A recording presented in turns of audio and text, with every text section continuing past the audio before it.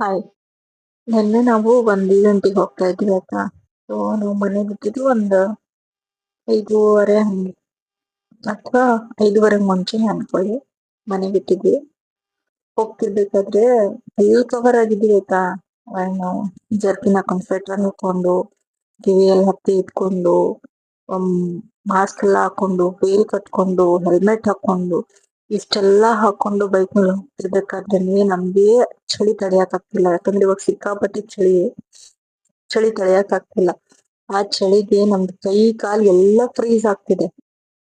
Fold ಮಾಡಕ್ ಆಗ್ತಿಲ್ಲ ಬೆರಳು, ಅಷ್ಟು ಚಳಿ ಬಿಡ್ತಾ ಇದೆ ನಮ್ಗೆ. ಆ ಟೈಮಲ್ಲಿ ನಂಗ್ ಶಾಕ್ ಆಗಿದೆ ಏನ್ ಗೊತ್ತಾ, ರೋಡ್ ಸೈಡ್ ಅಲ್ಲಿ ಬಾಯ್ಸ್ ಶಾರ್ಟ್ಸ್ ಹಾಕೊಂಡು ರನ್ನಿಂಗ್ ಮಾಡ್ತಿದಾರೆ ಅಷ್ಟು ಚಳಿನಲ್ಲಿ. ಒಂದ್ ಕಡೆ ನಮ್ಗೆ ಎಷ್ಟು ಬೇಜಾರಾಯ್ತು ಅಂತಂದ್ರೆ, ನಮ್ದೇನೋ ಲೈಫ್ ಹಿಂಗೋ ಜಾಬ್ ಇರೋರ್ನ ಅಥವಾ ಬಿಸ್ನೆಸ್ ಇರೋರ್ನ ಅಥವಾ ಏನೋ ವೆಲ್ ಸೆಟಲ್ಡ್ ಫ್ಯಾಮಿಲಿ ನೋಡಿ ಮದ್ವೆ ಮಾಡ್ಕೊಡ್ತಾರೆ, ನಮ್ ಲೈಫ್ ಸೆಟ್ ಆಗ್ಬಿಡುತ್ತೆ. ಬಟ್ ಹುಡುಗರ ಜೀವನ ಎಷ್ಟು ಕಷ್ಟ ಅಲ್ಲ. ಒಂದ್ ಕಡೆ ಲೈಫ್ ಕಟ್ಕೊಳಕ್ಕೋಸ್ಕರ ಕಷ್ಟ ಪಡ್ಬೇಕು, ಇನ್ನೊಂದ್ ಕಡೆ ತಾಳಿ ಕಟ್ಟೋರ್ಗೋಸ್ಕರ ಕಷ್ಟ ಪಡ್ಬೇಕು. ಇಷ್ಟು ಕಷ್ಟ ಪಟ್ರುನು ಕಷ್ಟಕ್ಕೆ ಪ್ರತಿಫಲನೇ ಸಿಗತ್ತಿಲ್ಲ. ಯಾಕಂದ್ರೆ ಒಂದ್ ಕಡೆ ಕಾಲ್ಫಾರ್ಮ್ ಆಗ್ತಾ ಇಲ್ಲ, ಸೊ ಜಾಬ್ ಸಿಗ್ತಾ ಇಲ್ಲ. ಈ ಕಡೆ ಹೆಣ್ಣು ಕೊಡ್ತಾ ಇಲ್ಲ. ಜಾಬ್ ಇದ್ರೆ ಮಾತ್ರ ಹೆಣ್ ಕೊಡ್ತೀವಿ ಅಂತಾರೆ ಹೆಣ್ಣತ್ತವರು, ಅದ್ರಲ್ಲೂ ಗೌರ್ಮೆಂಟ್ ಜಾಬೇ ಇರ್ಬೇಕು. ನನ್ಗ್ ಒಂದ್ ತಿಳಿತಿಲ್ಲ, ಹೆಣ್ ಹೆತ್ತೋರ್ಗೆ ಯಾಕೆ ಗೌರ್ಮೆಂಟ್ ಜಾಬ್ ಅಂತ ಸಾಯ್ತೀರಿ ಅಂತ ಹೇಳಿ. ಯಾಕಂತ ಹೇಳ್ರಿ, ಇವಾಗ ನಿಮ್ ಪ್ರಕಾರನು ಜಾಬ್ ನೋಡಿ ಗೌರ್ಮೆಂಟ್ ಜಾಬ್ ನೋಡಿ ಮದುವೆ ಮಾಡ್ಕೊಡ್ತೀರ ಆಯ್ತಾ. ನಾಳೆ ದಿನ ನಿಮ್ ಮಗಳನ್ನ ಚೆನ್ನಾಗ್ ನೋಡ್ಕೊಳ್ಳಿಲ್ಲ ಅಂತಂದ್ರೆ, ನಿಮ್ ಮಗಳನ್ನ ಕೇರ್ ಮಾಡ್ಲಿಲ್ಲ ಅಂತಂದ್ರೆ, ಅವಳಿಗೆ ರೆಸ್ಪೆಕ್ಟ್ ಕೊಡ್ಲಿಲ್ಲ ಅಂತಂದ್ರೆ ಯಾವ ಜಾಬ್ ತಗೊಂಡ್ ಏನ್ ಮಾಡ್ತೀರಿ? ಇನ್ ಕೇಸ್ ಆ ಜಾಬೇ ಬಿಟ್ಬಿಟ್ರೆ ಮದ್ವೆ ಆದ್ಮೇಲೆ? ಸೊ ಪ್ಲೀಸ್ ಆತರ ಥಿಂಕ್ ಮಾಡಕ್ ಹೋಗ್ಬೇಡ್ರಿ. ಫಸ್ಟ್ ಹುಡ್ಗ ಒಳ್ಳೆವ್ನ, ಅವನಿಗೆ ಜವಾಬ್ದಾರಿ ಐತಾ ಇಲ್ಲ ಅಷ್ಟ ಅಬ್ಸರ್ವ್ ಮಾಡ್ರಿ. ಜವಾಬ್ದಾರಿ ಇದ್ದೂನು ಹಿಂಗಾರೆ ಜೀವನ ಮಾಡಕ್ ಏನಾರ ಕಷ್ಟ ಪಟ್ಟೆ ಪಡ್ತಾನೆ, ಏನಾರ ಮಾಡೇ ಮಾಡ್ತಾನೆ. ಎಕ್ಸಾಂಪಲ್ ನಂದೇ ಕೊಡ್ತೀನಿ. ನಾ ಮದ್ವೆ ಆಗ್ಬೇಕಾದ್ರೆ ನನ್ನ ಹಸ್ಬೆಂಡ್ ಏನೂ ಇರ್ಲಿಲ್ಲ ಕೆಲ್ಸ ಆಯ್ತಾ. ಮದ್ವೆ ಆಯ್ತಾ, ಮನಿ ಕಟ್ಕೊಂಡ್ವಾ, ಮದ್ವೆ ಆಯ್ತಾ, ಫಸ್ಟ್ ನಾನ್ ಜಾಬಿಗೆ ಸೇರಿದ್ದು, ನಂತರ ಬಿಸ್ನೆಸ್ ಸ್ಟಾರ್ಟ್ ಮಾಡಿದ್ದು. ಬಿಸ್ನೆಸ್ ಮಾಡಕ್ ಒಲ್ಲೆ ಅಂತಿರೋರು ಇವಾಗ ನಾನೇ ಬಿಡು ಅಂದ್ರೆ ಅವ್ರು ಬಿಡಂಗಿಲ್ಲ. ಸೊ ಡೇ ಬೈ ನಾವು ಬಿಸ್ನೆಸ್ ಇಂಪ್ರೂವ್ ಮಾಡ್ಕೊಂಡು ಹೋಗ್ತಿದೀವಿ. ಹಂಗೆ ಜವಾಬ್ದಾರಿ ಇರೋ ಮನುಷ್ಯ ಯಾವತ್ತೂ ನಾನ್ ಖಾಲಿ ಕುಂದ್ರಬೇಕು ಅಂತ ಅನ್ನಂಗಿಲ್ಲ. ಮನೆಗೋಸ್ಕರ, ಕಟ್ಕೊಂಡ್ ಬಂದವ್ರಿಗೋಸ್ಕರ, ಅವ್ರು ಖುಷಿಯಾಗಿರ್ತಾರಲ್ಲ ಗೊತ್ತಿಲ್ಲ, ಕಟ್ಕೊಂಡ್ ಬಂದವ್ರನ್ನ ಖುಷಿಯಾಗಿರ್ಬೇಕಂತ ಹೇಳಿ ಏನಾರ ಮಾಡ್ತಾರ.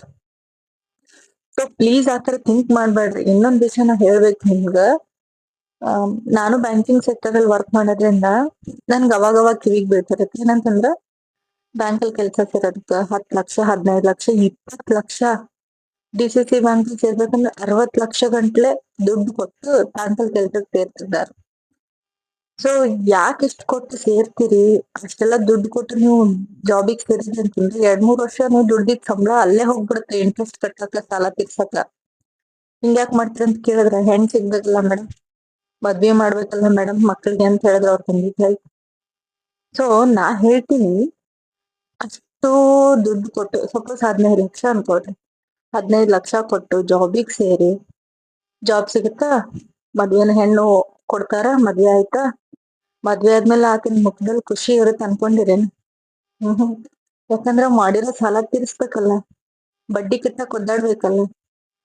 ಮದ್ವಿ ಆಗಿ ನಾನು ಖುಷಿಗಿಂತನೂ ಜಾಸ್ತಿ ಟೆನ್ಷನ್ ಅದ್ರಲ್ಲೇ ಹೋಗ್ಬಿಡ್ತೈತಿ, ಖುಷಿನೇ ಕಳ್ಕೊಂಡ್ಬಿಡ್ತಾನ.